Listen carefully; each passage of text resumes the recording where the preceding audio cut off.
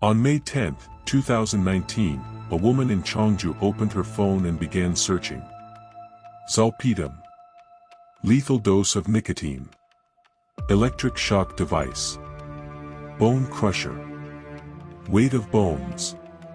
Jeju ocean garbage disposal. Kids pension CCTV. Bloodstain removal. She searched these terms across 2 smartphones and a home computer over the course of 6 days. On May 25, 2019, she met her ex-husband at a pension in Jeju Island. He had brought their 4-year-old son.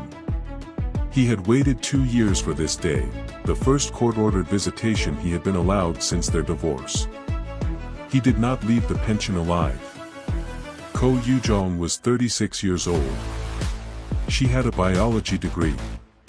She had a new husband, a new life, and a plan she had been building for 2 weeks, a plan that began with internet searches about how to dispose of a human body and ended with her standing at a supermarket checkout returning the bleach and cleaning supplies she no longer needed, 3 days after she had used them.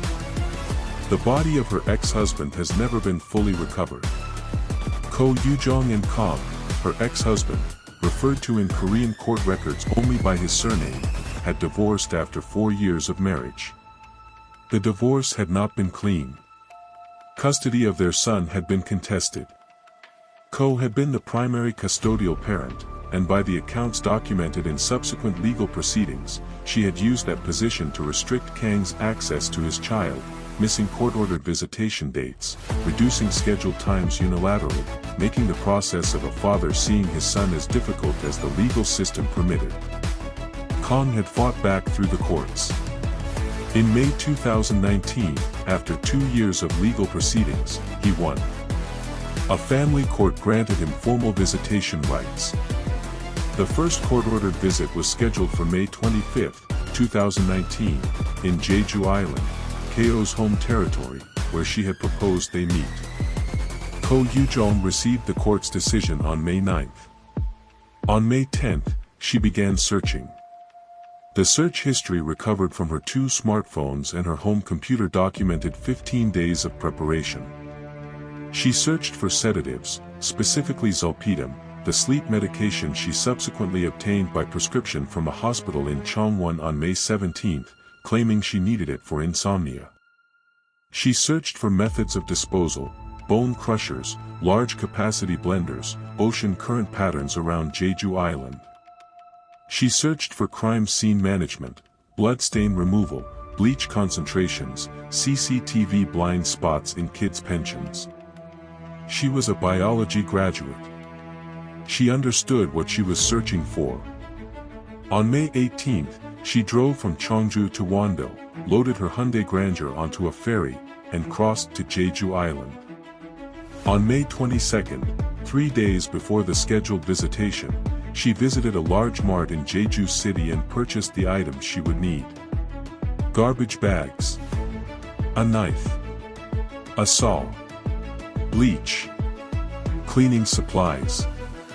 She was captured on the mart's CCTV, shopping with methodical deliberateness. On May 25, Kang arrived at Jeju Island. He brought their son. He had been waiting 2 years for this day. He went to the pension Ko had booked, in her name, under the pretense of a family reunion that would give his son a holiday and give him the access the court had finally granted. He did not know what the room contained. He did not know what she had planned. The Jokyeonyuk pension where Ko had booked 3 nights was the kind of family accommodation common across Jeju Island, small, private, with a kitchenette and a bathroom, designed for families traveling with young children. Ko had specifically searched for pensions without CCTV inside the rooms. She had booked one with a children's theme. She had brought her son. She had created, in the external appearance of the evening, the image of a family trying, perhaps, to find a way back to something, a divorced couple meeting with their child, in a holiday pension, on a spring evening in Jeju. What the pension contained that Kang did not know about, the knife, the saw, the bleach, the garbage bags, and the zolpidem that Ko had obtained by prescription and that investigators would later find traces of in beverages prepared that evening. If this history is reaching you for the first time, subscribe to Unsolved East and hit like. New episodes every week. Kong was killed in the pension on the night of May 25, 2019. The specific method, stabbing with the knife she had purchased, was established through forensic investigation. The zolpidem, investigators concluded, had been administered to incapacitate him before the attack. Their 4-year-old son was in the pension when it happened. He was asleep. What Ko did over the following 3 days was documented through CCTV footage, ferry records, mobile phone data, and her own eventual partial admissions. She dismembered the body. She used the saw she had purchased. She used large-capacity garbage bags. She used the bleach and cleaning supplies to manage the evidence in the room. She spent 2 days in the pension after the murder, completing a process she had researched in detail across 15 days of internet searches. On May 27, she left the pension with her son and the dismembered remains. She boarded the Wando-bound ferry from Jeju. During the crossing, she disposed of portions of the body in the ocean, throwing bagged remains from the ferry into the waters between Jeju and the mainland. She drove from Wando to Gimpo, to an apartment registered in her father's name, where investigators later determined she conducted a second stage of dismemberment and disposal. She drove to Yeonggam in South Jeolla province and disposed of additional remains. She returned to Cheongju. On May 28, 3 days after the murder, she returned to the Jeju mart where she had purchased the cleaning supplies and calmly returned the items she had not used. Bleach, tape, a screwdriver set, cleaning tools. She was on CCTV doing it. The investigation began when Kang's younger brother reported him missing on May 27, the day Ko left the pension. He had gone to meet his ex-wife and son and had not come back. Police contacted Ko by phone. She told them Kong had left the pension alone at 8 p.m. the previous evening. She was still in Jeju when she said this. She had not left yet. Investigators traced her movements through CCTV and ferry records over the following days. The picture that emerged was of a woman who had moved with deliberate efficiency, not panicked flight but systematic execution of a plan that had included disposal logistics from the beginning. She was arrested on June 1, 2019, in the underground parking lot of an apartment complex in Cheongju. When police approached her, witnesses reported that her expression communicated something that multiple accounts described the same way. Not fear. Not guilt. Something closer to calculation, the assessment of a person determining what position to take. The body of Kong has never been fully recovered. Portions of his remains were found, enough for forensic identification, enough to establish cause of death, enough to build the case that convicted Ko. But the complete recovery of a person who was dismembered and disposed of across multiple locations in Jeju waters, in Yeonggam, and in Gimpo was not achievable. His family knows what happened to him. They do not have him back. Ko Yu-jeong's trial was one of the most publicly followed in South Korean legal history.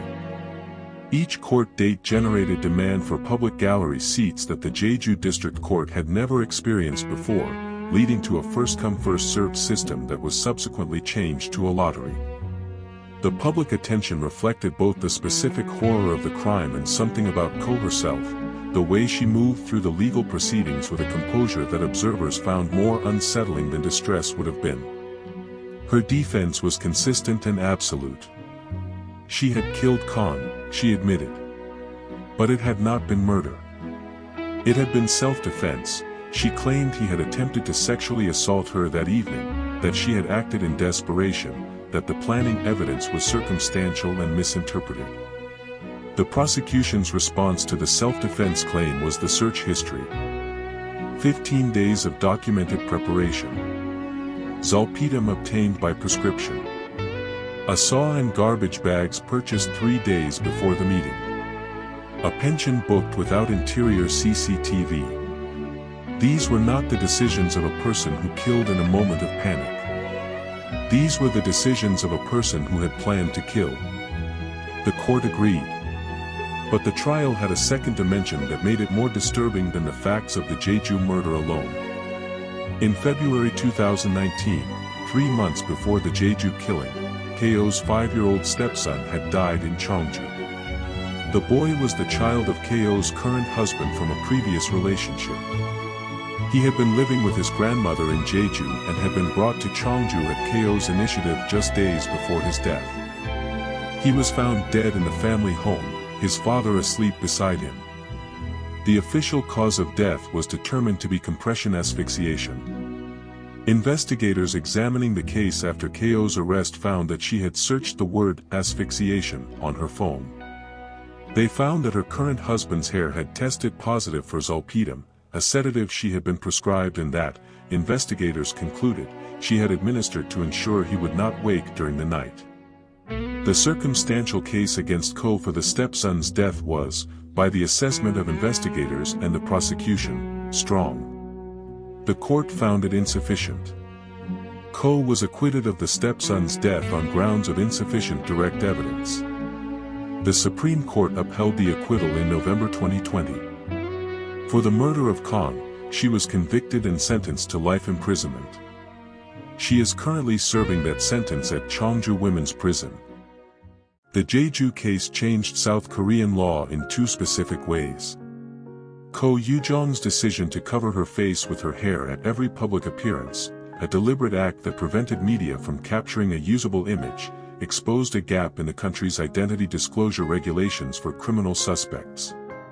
The public outcry over what became known as the curtain hair method led directly to legal reform. South Korea subsequently strengthened the framework for mandatory identity disclosure of suspects in serious criminal cases, including provisions for using official identification photographs when suspects physically obstruct disclosure. The legal loophole Ko had exploited, appearing in public while technically complying with disclosure requirements, was closed because of her. The court records privacy vulnerability that Kim Il-gon had exploited to build his death list, and the identity disclosure gap that Ko Yu-jeong had exploited to hide her face, both closed because specific people had found and used them. That is how the gaps close. At cost. The body of Kong was never fully recovered. His family attended a funeral for a man whose remains were incomplete. They buried what had been found. They know where the rest is, in the waters between Jeju and the mainland, in the soil of Yeongnam, in the places Ko disposed of him across 3 days of methodical work. The 4-year-old son who was asleep in the pension on the night of May 25, 2019, is now a child in primary school. He does not know yet, in the full sense, what happened that night. He will. The stepson who died in Cheongju in February 2019 was 5 years old. His death produced an acquittal. His name has not been made public. He was 5 years old.